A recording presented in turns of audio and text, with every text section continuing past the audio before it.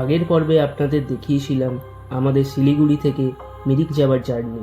পথে ছিল দুধিয়া নদী, টিংলিং ভিউ পয়েন্ট, অপরূপ সেই প্রকৃতির হাতছানি এবং পর্যটকদের খুব প্রিয় মিরিক লেক।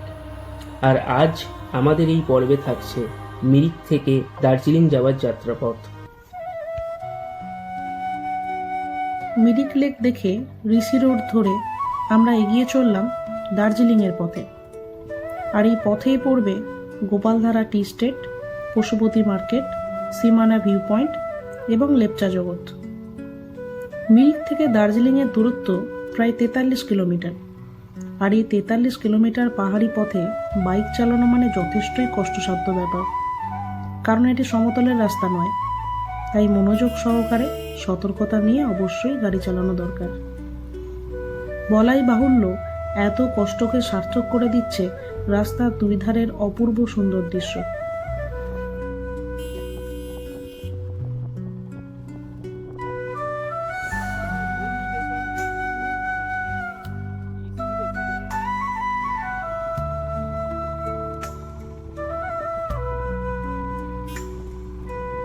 মিরিক থেকে দার্জিলিং যাওয়ার রাস্তাটি রোমাঞ্চকর এবং প্রাকৃতিক সৌন্দর্যে ভরপুর। দুপুর শেষে বিকালের পড়ন্ত রোদ আর তা যখন পাইন গাছের আড়াল থেকে চা বাগানের উপর পড়ছে, তখন তার সৌন্দর্য আরও বেড়ে উঠছে।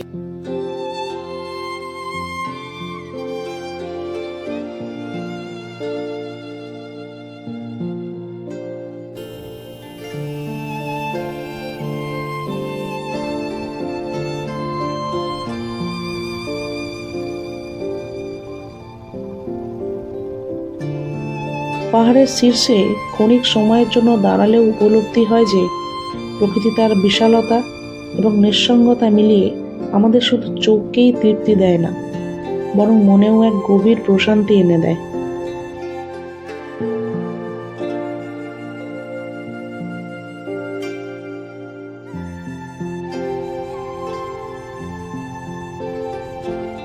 মিরিক শহর ছেড়ে একটু এগিয়ে আসতেই পাহাড়ের প্রকৃতি ও তার সৌন্দর্য আরো স্পষ্ট হতে শুরু করলো। এই সৌন্দর্য উপভোগ করতে করতে যাওয়াটাই সব থেকে মজার। পাহাড়ে কোনো হোটেল বা হোমস্টেতে থাকার থেকে এই জার্নিটাই আসল মজার এবং রোমাঞ্চকর। কখনো দুধারে পাইন গাছের সারি, তো কখনো সবুজ চা বাগান, আবার কখনো বা পাহাড়ের ভ্যালি, সব মিলিয়ে চোখ এবং মন জুড়িয়ে যাবার মতো দৃশ্য। আর এসব কিছুর মধ্য দিয়ে এগিয়ে চলেছি আমরা দুজনে। চলুন এগিয়ে যাওয়া যাক।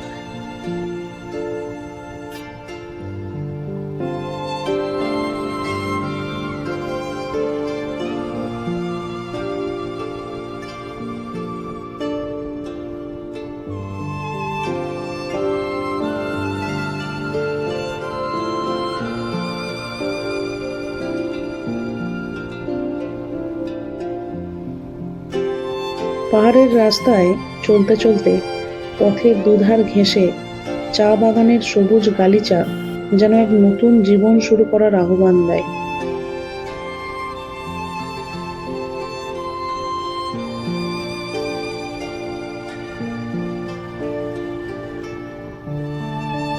প্রকৃতির অপরূপ সৌন্দর্য আমাদের স্মরণ করিয়ে দেয় জীবনের সঠিক দিশা পেতে হলে কখনো কখনো আমাদেরও পাহাড়ের মতোই দৃঢ় হতে হয়।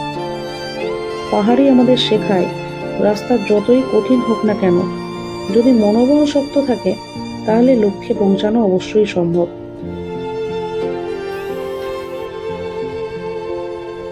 প্রকৃতির অপার সৌন্দর্যের সঙ্গে সঙ্গে এই পাহাড়ি রাস্তা আমাদের আরও শেখায় ধৈর্য, সাহস আর আত্মবিশ্বাস। এখানে শীতল বাতাস, শান্ত পরিবেশ এবং অসীম নীরবতা মনের সমস্ত ক্লান্তি মুছে দেয়।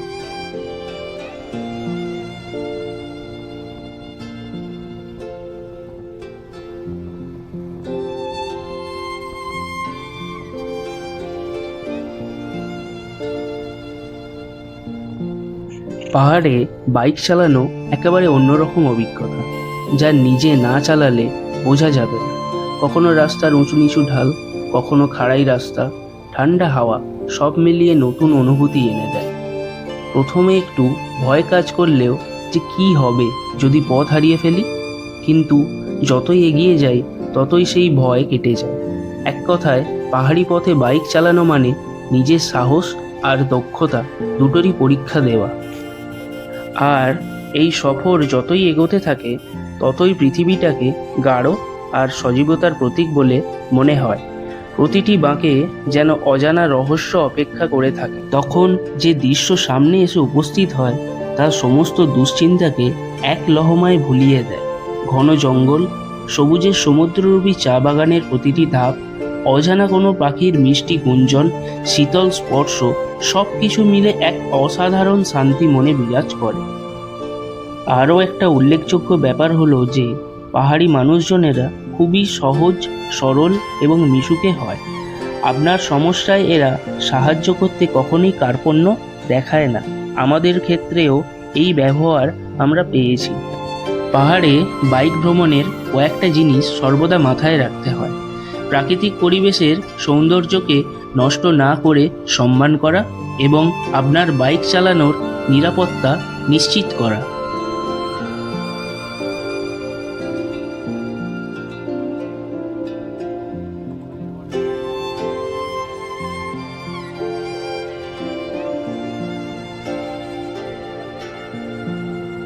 সূর্য প্রায় অস্তাচলগামী এবং আমাদের হাতে সময় কম থাকায় আমরা গোপালধারা টি স্টেট এবং পশুপতি মার্কেট না দাঁড়িয়ে দার্জিলিংয়ের উদ্দেশ্যে এগিয়ে চললাম।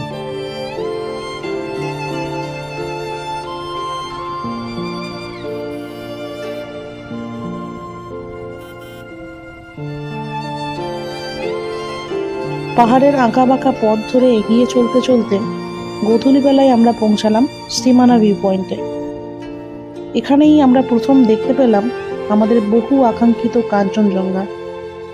আর প্রথমবার কাঞ্চনজঙ্ঘা দেখার যে কি অদ্ভুত অনুভূতি, সেটা একমাত্র এখানে না এসে কখনোই অনুভব করতে পারবেন না।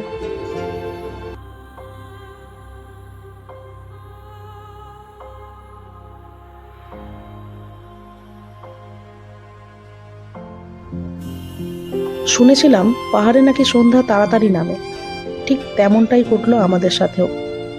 সীমানা ভিউ পয়েন্টের পরেই অন্ধকার নেমে এলো, যদিও সে এক আলাদাই অভিজ্ঞতা। পাহাড়ি রাস্তার দুপাশে পাইনের জঙ্গল আর তার সাথে পূর্ণিমার চাঁদের আলোর যে সংমিশ্রণ, তাতে যাত্রাপথ আরও রোমাঞ্চকর অনুভূত হচ্ছিল, যা ভাষায় বর্ণনা করা যাবে না। সন্ধ্যা নেমে যাওয়ায় সতর্কতাবশত আমরা এখানে রেকর্ডিং বন্ধ রাখলাম। দেখা হচ্ছে একেবারে দার্জিলিং পৌঁছে হোটেলে গিয়ে। ঠান্ডায় কাঁপতে কাঁপতে দার্জিলিং ঢুকে শেষমেশ পৌঁছালাম আমাদের হোটেল এলিমেন্টে। ঘড়িতে তখন 6:15। ঠান্ডাটাও বেশ জাঁকিয়ে পড়েছে, টেম্পারেচার প্রায় 10 ডিগ্রি সেন্টিগ্রেড। যদিও ঠান্ডা সেভাবে আমাদের দমিয়ে রাখতে পারেনি। হোটেলে নিজেদের রুমে ঢুকেই সোজা চলে এলাম একদম জানালার ধারে, সেই রাতের পাহাড়ের অসাধারণ দৃশ্যের সাক্ষী হতে।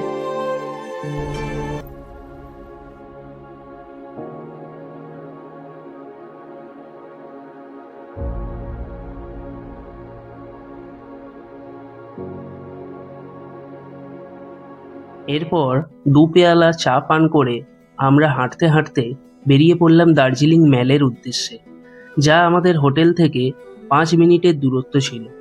সন্ধ্যায় রকমারি দোকান ও আলোকসজ্জায় সজ্জিত দার্জিলিং ম্যালকে অসাধারণ লাগছিল। আমরা একটু ম্যালের আশপাশটা ঘুরে দেখলাম, আপনারাও দেখুন। স্টেজ শোকও হয় এখানে।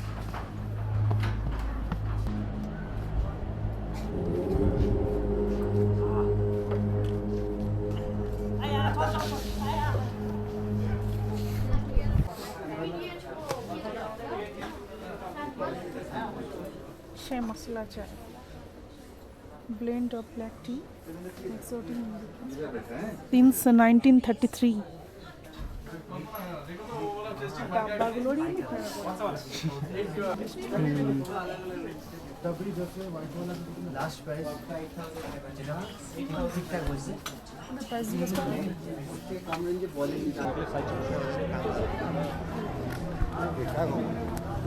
তারপর চলে এলাম রাতের ডিনার সারতে আমাদের হোটেলে।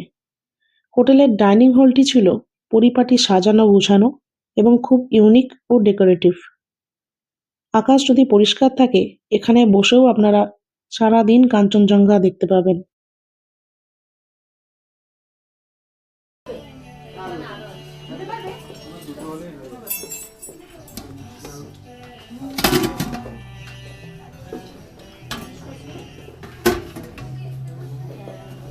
আজ ডিনারে ছিল ভাত, রুটি, ডাল, বাঁধাকপি এবং চিকেন।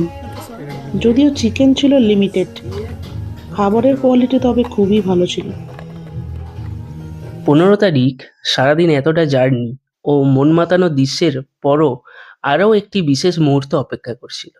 পরের দিনটি ছিল একটি স্পেশাল ডে, আমার ওয়াইফের শুভ জন্মদিন। তাই ওর জন্য একটি সারপ্রাইজ ছিল। Happy birthday to you. Happy birthday to you. Happy birthday to you. Happy birthday to you. Happy birthday to you. ভিডিওটি কেমন হয়েছে কমেন্টে জানাতে ভুলবেন না এবং লাইক ও সাবস্ক্রাইব করে পাশে থাকবেন। দেখা হচ্ছে পরের ভিডিওতে। ধন্যবাদ। ধন্যবাদ।